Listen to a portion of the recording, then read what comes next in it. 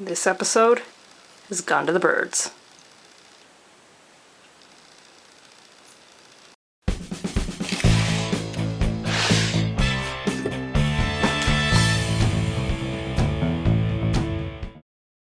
Hey guys, and welcome back to another episode of Draw with T / Draw with Tay. We're still figuring that out. I'm Tegan. Today we are going back to this less than stellar camera angle because I am studying birds. Yes, that's right. So if you've kind of been following every other episode or so, I believe, you've been seeing me kind of develop or pick at my character Stormscreech, the griffin / hippogriff. And basically, in the last episode involving her design, I was trying to draw griffin armor, and that didn't go so well. One of the things I mentioned was like, I don't know how to draw animals, and I'm trying to draw animals in a stylized way, while also trying to stick armor on them, and being a bit of an armor nut, not knowing horse armor, it kind of drove me insane. Oh, that's a new word. Drove me insane. So I decided to take a step back, and on top of doing anatomy studies, I'm now kind of doing animal studies. I don't want to do too many of these. Like, obviously I'm not going to go in depth into these. Basically, all I'm after is a better understanding of how to draw the animals I think I would need to know how to draw to form a griffin, or more accurately, a hippogriff. The reason I keep using those terms interchangeably is for the longest time I called Stormscreech a griffin. I don't know why. It was her story's a fantasy world story, so for some reason I'm like, yeah, I can call them griffins. They're all griffins. Maybe hippogriff is a certain variety from this place. I didn't put that much thought into it. I was just like, griffin. She's a griffin. So if you hear me calling her griffin, and the little pedant in you comes out, and you're like, actually, by her taxonomy, she's a hippogriff. Just know that I know. We all know, and I'm just trying to make my language a bit more accurate.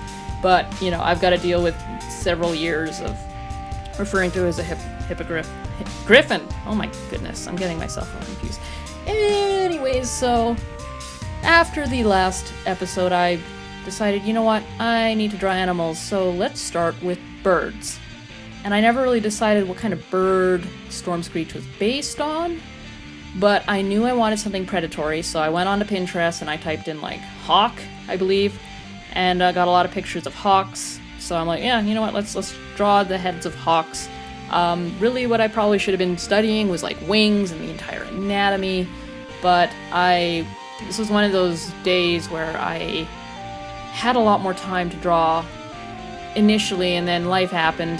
Had to, rush off to work, so I had an hour or something to draw, and I'm like, you know what, let's just study bird heads. Maybe I just had this feeling I should study bird heads, because I hadn't really done that, and the head is a very important part of a character, and I just thought maybe there's something I'm getting wrong here. Maybe there's some insight I can glean. So I decided to study some hawk heads, and I, didn't have high expectations of this page. As I said before, the first page of anything I kind of do is just kind of a get the crap ideas out, get the crap out, and then move up from there. But as we're gonna see, when I got to the end of this page, I actually had a really cool discovery, but I don't want to ruin that yet. So here I am, just doing some hawk studies. I'm not after realism here. I'm doing outlines. I'm not really shading, but I'm not really after feather texture. I'm not after lighting. All I'm looking for here is to get my hand to feel what it's like to draw birds, and to go through the motions of figuring out, okay, what's my starting shape? Is it a circle? Is it an oval? How do I apply that, dividing line? How do I put the eye line down? What do I draw next after that? Do I do the beak? Do I do the eyes? Do I do the neck shape? And just basically struggling through and making sense of images and figuring out different ways of how I am going to synthesize that into my style of drawing, while also just, learning this weird thing, holy crap, bird eyes are intense, And like the way to get that is to, that high contrast between the color of their eyes and the smallness of their pupil, add a little shine dot in there, and wow. Doesn't always come out well when you don't like do full rendered stuff, but geez. Also, I learned so much about bird beaks here. It literally changed how I'm going to be drawing Storm's beak. Like, I just didn't understand how pointed the ends were, at least, of this type of bird, the predatory hawk type creature. I apologize to all the bird lovers out there. I know you're screaming at me for my lack of bird knowledge. Please be nice. Please be gentle. Birds have never really been my thing, but now that I'm working on Stormscreech, obviously now I'm starting to learn a little bit more about them, and they're definitely interesting creatures. So here I am, now I'm like shading, and something I'm trying to understand is like what part of the beak is black, because I really like that. It's just so cool. Like, dude, if I was a bird, like I want that look. I want that black tip beak. I don't know why, or like a fully black beak. There's something really cool about it. And so if you're a witch and you're gonna turn me into a bird, because I know we're getting into Halloween, that's my request. That's my request. But please don't turn me into a bird unless I can still draw. Yeah, just doing some bird heads right now. Just kind of doing hawks, and I'm just trying to find images of different angles. I'm not looking for like pretty images, because like I said, I'm not looking at doing patterning or anything finished here. I just want different angles of the head, different expressions, beak open, beak closed, beak facing us straight on, yada yada yada. Just kind of figuring it out, and I expected to do many pages of this, and then I kind of reminded myself, oh yeah, I gotta learn how to draw bird heads, and then I gotta go on to bird wings, and how, like, basically the whole bird, as it were. And then, I gotta do lions, and then I gotta do horses, and then after all of that, I have to go back and like redesign griffins and hippogriffs, and then I gotta put armor on it, and yeah, basically the look of this bird head right now, that's the look I had on my face when I kind of thought about it. I'm like, okay, yeah. You know what? I might only have time to do like one page of these, so let's just make it worthwhile, I'm trying to steer away from perfectionism, and I know it's good to study if you need to study. The problem is, I don't have that instinct. My instinct is, before I draw a bird, I should be an expert on every bird that ever existed, and I should be the foremost expert in all of existence. Anything less, and I am not qualified to be drawing a bird yet. If I'm not qualified to be drawing a bird, how dare I draw a griffin? Like, I'm not saying I'm a perfectionist because that's the cute thing to say. No, I am a perfectionist, and I'm trying to recover from that. I think I've been doing well, so you gotta balance your time, right? Yes, everybody's always going to tell you to study more. All the critics are going to be like, you need to spend 10 years of your life doing that. And you know what? I don't got 10 years to study bird heads. I don't want to draw bird heads. I want to learn to draw birds as well as I need to for what I want to do, right? That was something, what I just drew there underneath the neck, that was something I had no understanding of. Like, how do the undernecks of birds work? That's something only an artist would ever really ask, because most people are like, why would you even consider that part? Like, the neck, the under neck of a bird? Like, what? Oh, it's fun being an artist sometimes. The things you enjoy. Here I'm kind of working on the under neck of the bird, because I found it fascinating, the way the feathers kind of move. But, it's an artist thing, right? When you draw lots, the things you like to draw get really weird and really specific, and the things that interest you, it's suddenly like, oh man, how does that work? How do the feathers of the underneck of a bird look when you're, like, give me all the angles of that. Suddenly that's the thing I'm focusing on. By about this point too, I was having a hard time drawing realistic birds, shall we say. These pictures were so beautiful, and these birds had so many severe looks in so many different ways. I just began slowly with every sketch making them more and more toon-like, you know, making their looks a little bit more anthropomorphized, and that's really what I love to do in art. I'm not a huge realism fan, although you guys might not realize that because a lot of what I've been uploading lately has been studies and terribly doodled out original art. But yeah, no, I really enjoy cartooning more than realism. Realism, it's worse than vegetables for me. It's like having to drink apple cider vinegar every day because you live with some person who has authority over your life and makes you drink that crap. Or, you know, maybe garlic milk tea, something gross, and you're just like, no, but, you know, maybe it does have health benefits. Maybe it really does put hair on your chest, and maybe that's what you're after, right? So realism, yeah, you know, it's fun to do when I have a need to do it, let's say. Like, so this page was, you know, a little frustrating, but ultimately fun because I got a lot out of it, you know, in working on it. But if somebody ordered me to do 100 pages of this for no other reason than they think I should draw birds, I would hate my life. You know, I can't do that. I really love this little doodle of this bird. I really tried hard. There I am adding like the faint outline of eyebrows to it. I just really wanted it to look kind of human, you know, like that expression to be readable.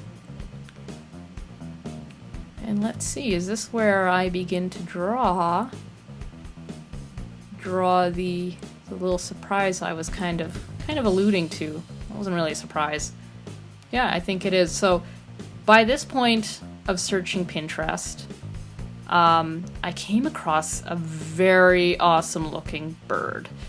Basically, I saw this bird and I'm like, oh my gosh, this is Stormscreech. Where has this bird been? And I'm like, this has got to be some exotic bird that there's only like 1,000 of in Africa. No, you want to know what this bird is? It's an osprey.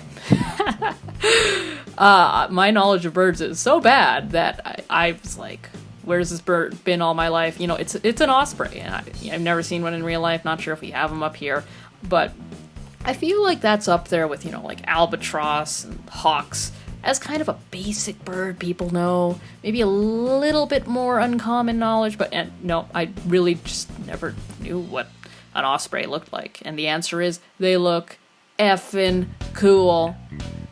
And I was so excited that, you know, what I was gonna finish here in like 2 more drawings after this one.